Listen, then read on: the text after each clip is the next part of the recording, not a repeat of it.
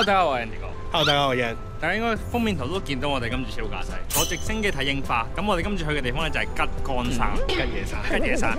咁呢一個咧地方咧其實係有啲淵源嘅。點解係吉野山咧？大家可以睇翻呢度有條片個 thumbnail 啦，係咩嚟嘅咧？其實當其時咧就係我入 My3， 即係我同 Daniel 真係一齊做嘢之前嘅最後一條片嚟嘅。咁嗰陣就以為啦，可能會拍攝好多片啊，或者會點樣轉型啊。亦都係嗰個 moment 我係諗住唔拍 YouTube 啊。咁嗰個地方咧，其實就叫係成個轉型嘅起點嚟嘅。咁今次咧，我哋咧上櫻，但係咧，我覺得咧太簡單啦。即係如果大家嗰啲咩野餐啊、行路啊，太平凡啊！我哋呢啲咁唔平凡嘅人，玩大啲，坐直升機去上櫻。咁我哋今次咧。呢個行程咧，其實我最多可以坐3個人嘅，呢個有啲搞笑。不過我哋等陣間去到直機嘅時候，再同大家講係有原因嘅。咁我哋今日有冇人要多謝咧？有，就係我手上嘅呢一部 Insta360 X5。咁呢部機對比上一代 X4 咧係進步咗超級多嘅。至於有幾多咧，我哋等陣間同大家娓娓道來。呢一部 Insta360 X5 同前幾代一樣，都係長條直身機身設計。咁比起坊間咧好多唔同嘅全景相機，唔同之處在於咧，除咗方便收納之外咧，仲非常之便攜。機身設計仲好貼手掌，就算單手都可以好穩陣咁樣拎住。搭配埋全新設計嘅收音咪防風罩，用咗創新嘅多層防風鋼網結構，即使冇駁咪都一樣收音咁清晰啊！而不得不讚咧，係今次呢一條全新嘅自拍棍，佢可以摺埋方便大家收納，而且條手繩咧喺摺埋嗰時仲可以做到保護鏡頭嘅功效。如果大家好似我咁成日着啲咁鬆身嘅褲啊，呢部機仲可以一次過攝6個褲喺度添啊！佢仲跟多一個 remote 俾你，令你可以遙距操控。就算冇 remote 都好啊，都可以用佢嘅一扭快拍嘅功能，扭兩扭就可以即時 roll 機啊！呢樣嘢最方便滑雪用家。咁話說咧，我哋已經到咗呢一個我哋上直升機嘅位啦。其實我哋本身係 book 前幾日嘅，咁但係前幾日咧天氣唔好，佢哋亦都非常 nice 咁樣就話：喂，不如你轉一日天氣好啲㗎啦。咁所以咧就嚟咗今日。而喺前幾日咧，我哋已經喺天王寺公園就拍咗一啲介紹 Insta360 X5 嘅資訊俾大家睇。而家咧，我哋即刻去翻片俾大家。Flashback。今次 Insta360 X5 咧，佢用咗1.2%寸感光元件，比上一代更大，令佢可以捕捉到更加多光源，係60% 咁多添啊！而且仲可以用8K 全景拍攝，提供極致全景拍攝效果。仲有全新嘅 Pure Video 模式。我哋用咗上一代 X4 同埋今代 X5 拍咗一段通天閣日落嘅縮時畫面，而家就俾大家睇下個分別。zoom 近睇咧，係好明顯見到 X5 嘅粒粒係比較少嘅。Pure Video 大大解決咗以往全景相機同埋運動相機玩唔到夜拍嘅問題，令佢可用場景更多 ，CP 值咧就更加高啦。而且仲有全新嘅 Acer Frame 模式，喺拍攝前揀自動跟拍視角或者固定視角，你就可以直出平面畫面，唔使再重新取景，即拍即分享。而且仲可以保留全景格式影片，喺剪接嘅時候就可以更加快捷同埋直接，令你可以用前鏡頭嘅畫面拍攝 A-roll。然後再用後鏡頭嘅全景畫面揀翻做 B-roll， 你睇下 Jason 佢剪得幾開心。X4 咧之前都聽過唔少人講咧話個鏡頭因為冇得更換啦，咁大家有擔心啦。但係 Insta360 話佢收到你啊，跟住 X5 咧佢哋用咗更高強度嘅玻璃材質，而且係一個可拆式設計，所以你自己更換鏡頭都係冇問題嘅。以前介紹過 X4 嘅特別玩法，譬如係子彈時間啦、模擬航拍啦、Hyperlapse 啦，當然 X5 一樣全部有齊。唔知大家有冇發覺啊？我哋嚟到天王寺公園之後，我哋一直都係用 X5 呢一個收音咪嘅。大家覺得效果如何？記得留言話俾我哋聽。一陣上直升機就試下喺嗰個咁極端、咁嘈吵嘅環境，呢一個收音咪表現又係如何？其實我好擔心，唔係 X5，我係好擔心個位高問題。嗰部機好似個玻璃有啲大。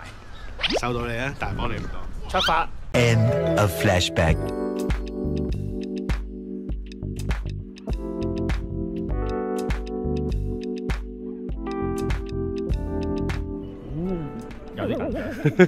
冇事嘅。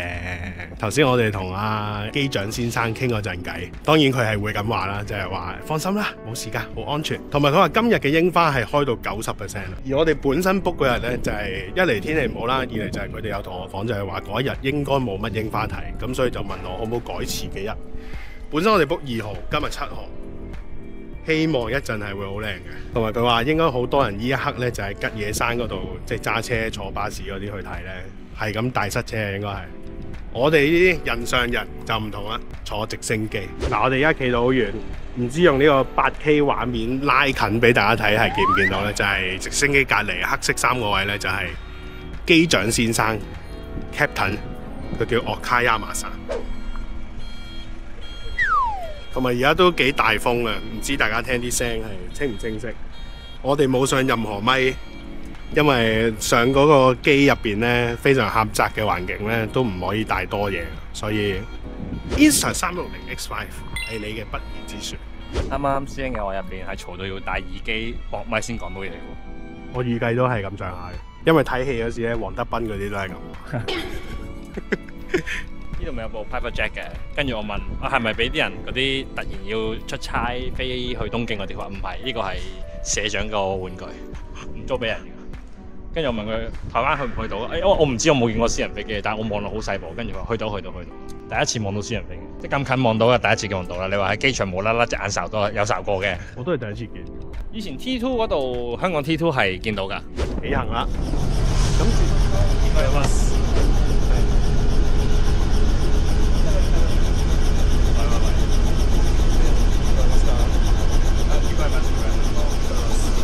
高空群組啊！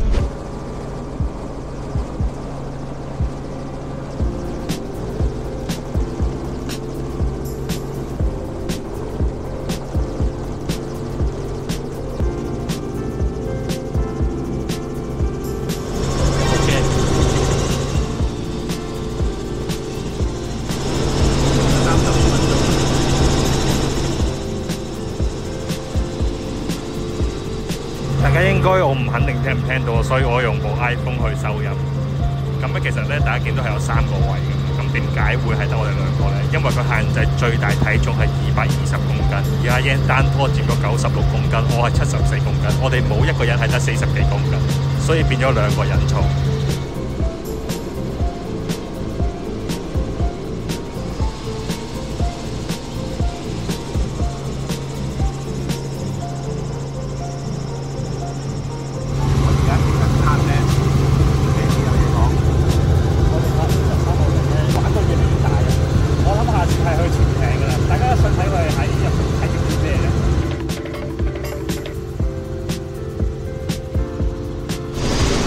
到啦，頭先啊 Captain 話櫻花就係我哋吉野山櫻花。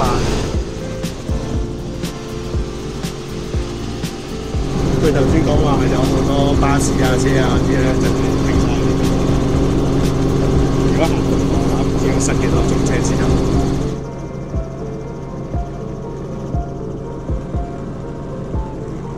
我唔知呢部收音點啊，但係而家俾大家比較下咧 ，iPhone 嘅收音，我用翻差不多聲線 ，X 唔係咁樣。而家呢個環境係我哋根本我哋人都傾唔到偈㗎。啲聲你哋覺得差係好正常，因為我哋而家咁樣戴住部機咁樣講，我哋要傾幾多嘢嘅。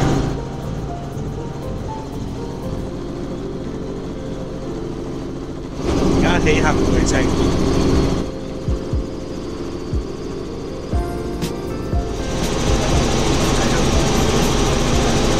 大家可能覺得英國其實一啲都唔同。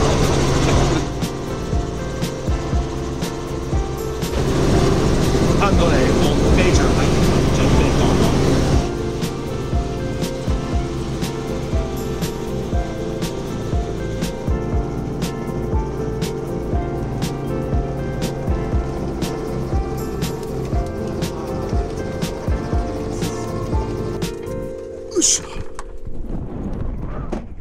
影張封面圖先。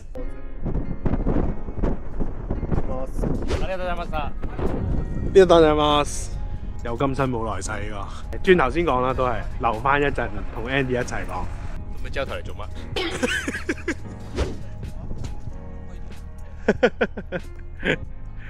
頭先阿 Captain 話 Andy 架車好有型。太晒。上翻車，準備起行，翻公司。我哋講個簡單啲嘅 summary 咧，講個幾錢先啦。咁個價錢就係15萬 yen，即係對港幣7900幾，你當8000蚊啦。咁佢限制咧3個人最多啦。咁總之個限制220公斤，咁即係每公斤咧咁個平均價格咧就係682 yen 1公斤喎。咁我哋又用唔到3個人啦，因為我哋太大份啦。咁啱啱都見到有3個女人上一架機嘅。咁如果3個女性，我覺得 OK 嘅。但係如果唔知有冇師兄諗住而家話求婚撈埋入去？我建議千祈唔好搞呢啲嘢，即刻分手話俾你知。因為其實係幾恐怖啊！今日佢有講係話冇風㗎啦，但係咧其實真係有啲驚嘅，即係我覺得我哋呢啲已經係活喺火山口嘅人嚟㗎啦。